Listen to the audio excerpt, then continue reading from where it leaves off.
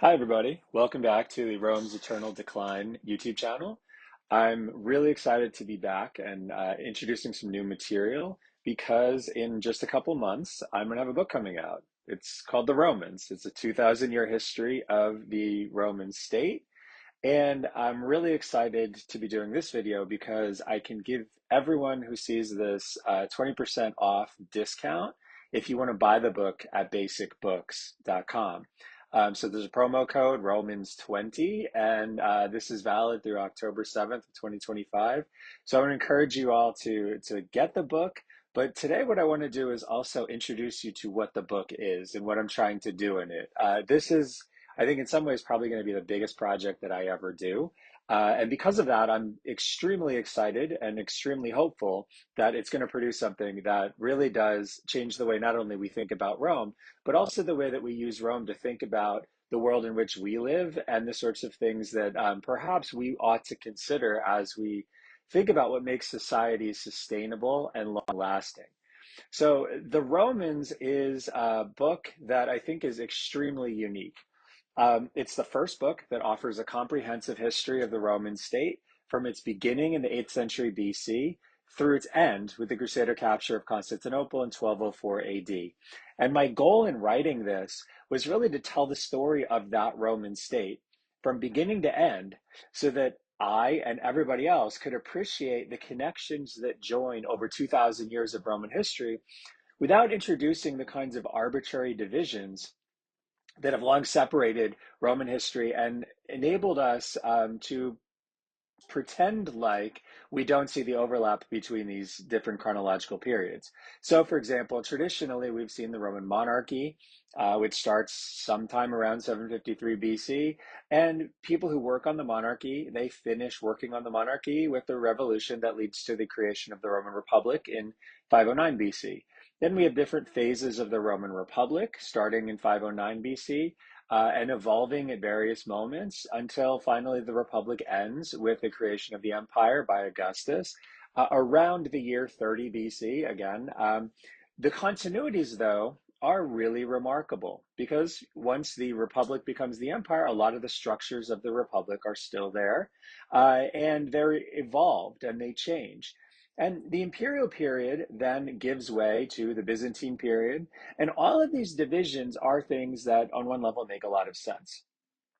It's very hard to work with materials and evidence and other pieces of storytelling raw materials that link something that is a city state that's quite small in the early part of the Italian Iron Age with a giant empire that extends from Scotland to Sudan in the second century AD.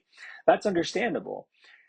At the same time, though, when we make these divisions, we actually don't acknowledge that every citizen of the Roman state, from whenever it was created in the 750-ish BC until 1204 AD, called themselves Romans. They understood their state to be Roman.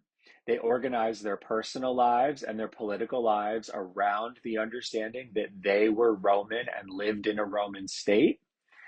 And by telling a coherent narrative of Roman history that moves between the monarchy through the Byzantine period, this book shows that there's continuities in Romans' attitudes, systems, and political behaviors that we can really understand only if we unify the entire story of this state. And other Roman histories don't do this because they artificially divide Roman history at moments in the middle of people's lives, at moments when these people still believe that what happened before the dividing line we impose on them and what happened afterwards are part of a continuous narrative. It didn't make any difference to them that, for example, in the year 330 AD, the city of Constantinople was founded, and 1,500 years later, someone would say that was the moment when Byzantine history started and Roman imperial history ended. Someone living in 330 would not understand that at all because to them, Roman history is just continuing. It's just another day in their lives. And so, what this book does is it tells Rome's entire story. And reading Rome's story across all the centuries of its existence reveals the unique secrets of this the incredible longevity that Rome has. Because it begins as a pagan Latin speaking city state in central Italy during the early Iron Age, and it ends as a Christian Greek speaking empire as the age of gunpowder is dawning. Everything about that state changed except its Roman identity. And this was due to something that I think is a particularly powerful strand in the Roman way of approaching the world and a way of approaching politics. There's a unique willingness among Romans to include new people as citizens, to be open to their ideas, and to adapt in a way that I think is unparalleled in the ancient world and unparalleled in much of the modern world too. Because what Romans do is they remake every aspect of their society in ways that make it stronger and more resilient because of the ideas introduced by these new people. And so, on one level, the story of Rome's great success and durability is a story of inclusion and incorporation of new things. But there's a lot more to the durability of the Roman state than just a story of inclusion, because Romans believed that their city was originally settled by exiles and captives, but they also found a balance between the embrace of new people and ideas and a conservative attachment to the core features that had traditionally defined Roman society. And so when Roman life changed too quickly, when there was too much inclusion or too much adaptation, Romans quickly became disoriented and angry. And when Rome failed to arrest that change, they pushed back. They wanted a return to Roman traditions. But at the same time, if Rome failed to change fast enough, impatient Romans also would push back and push for some kind of upheaval of the status quo that made things more responsive and more related to the needs of society at that moment. What Rome shows is that both too rapid and too slow change create politically combustible situations. And what Rome managed to do, and what modern societies struggle to do, is to create institutions, administrative systems, and political customs that ensure that the actual explosions that erupt because Rome is changing either too slowly or too quickly rarely happen. And I think this points to a lesson that Rome teaches that we really ought to be aware of. Roman history is a story of 80 generations of Romans whose talents and creativity challenged the rules governing their lives, but they did so in a fashion that allowed those institutions to keep them safe and prosperous. And so we're living in a world now where people are increasingly looking to charismatic leaders that promise to scrap the rules governing modern states. And what this book shows us is that we should want states to endure. It's a good thing for states to last for a long time, but we should want them to endure in a fashion in which they are still grounded in what made them successful in the past, but also open to new people and new ideas. Because what Rome shows is that strength and durability don't come from leaders who are promising sudden and unpredictable jolts to try to change the world around them.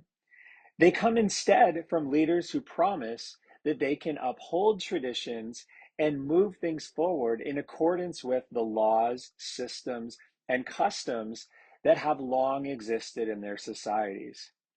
And so, no society that hopes to last even a fraction of Rome's 2,000 years should ever willingly trade robust, inclusive, and slowly evolving systems for the dramatic disruptions promised by a single individual. And I think this is what Rome's lesson really shows. And this is what I tried to bring out in the book. We have in the modern world a tremendous gift that has been given to us by people from antiquity. What those people have showed us is how it is that we can create something, we can create a structure, we can create a polity that can last indefinitely. It can last for 2,000 years, and it can change in every single way that you can imagine. But those changes always, always, always must be grounded in institutions that make it clear that the society has not abandoned what made it what it once was.